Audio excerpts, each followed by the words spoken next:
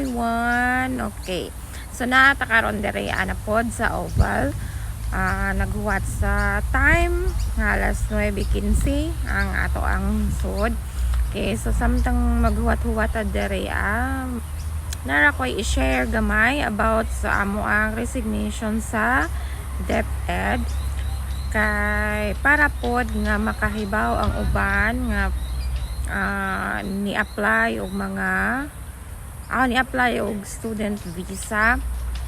Okay, so actually ang amo ang pag-resign is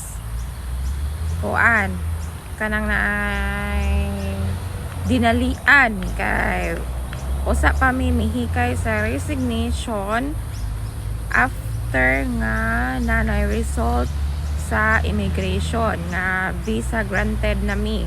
Okay, so humaning nga na pag humana mo sa visa nga naanay result nga visa granted na siya, usa pa minihikay sa resignation, school clearance kinaunhan.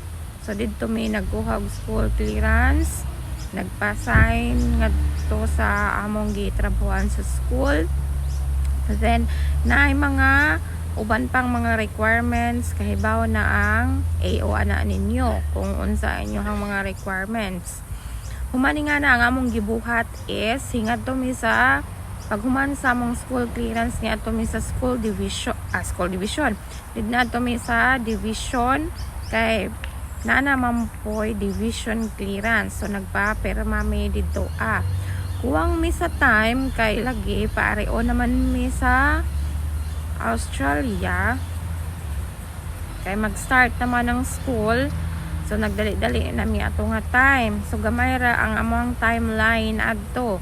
So ang among gibuhat is wala na mo gi-finish ang among resignation, gibilin na mo ang amoang folder dito sa division kay ang among pagtuo is dili siya pangitaon sa immigration. Okay, so mo to isayop na mo kay nangutana sad mi sa mga nakaari na ang gipangita sa immigration is only the passport, the certificate of enrollment ug ang inyong visa.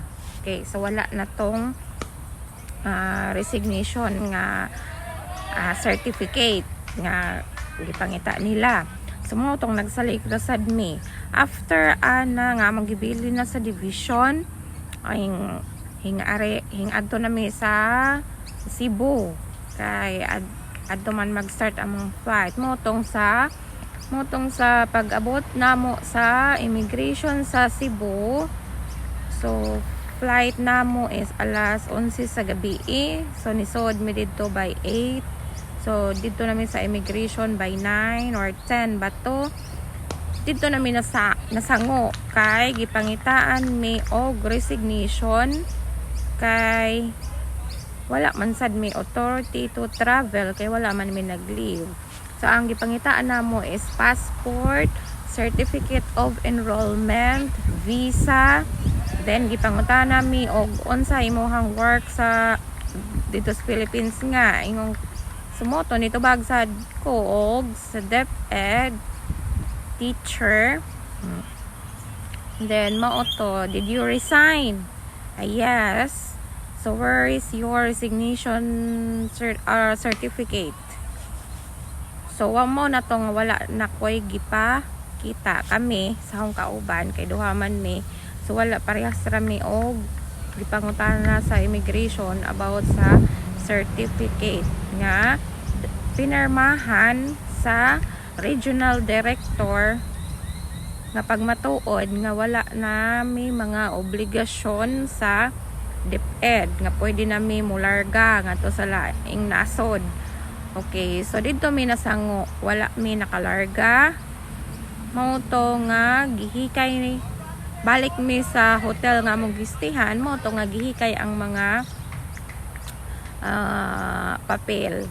So according to DepEd dapat 1 month ang pag-process anang sa resignation, usa makakuha ng certificate nga pinirmahan sa regional director. So mao to si nga nalangan sad mi nalangan sad mi ato. So wala mi nakalarga dayon dire padong dire sa Australia. So kadtong mga mo resign kay naanay visa, so pagting mo og timeline nga sa resignation nga 1 month kay mao jud kuno nay process sa DepEd sa resignation or sa ka makakuha og certificate dapat 1 month siya. Okay? So dili dapat magdali-dali. So kami dira puro may dinalian sa pag-ari. Okay? So that's all.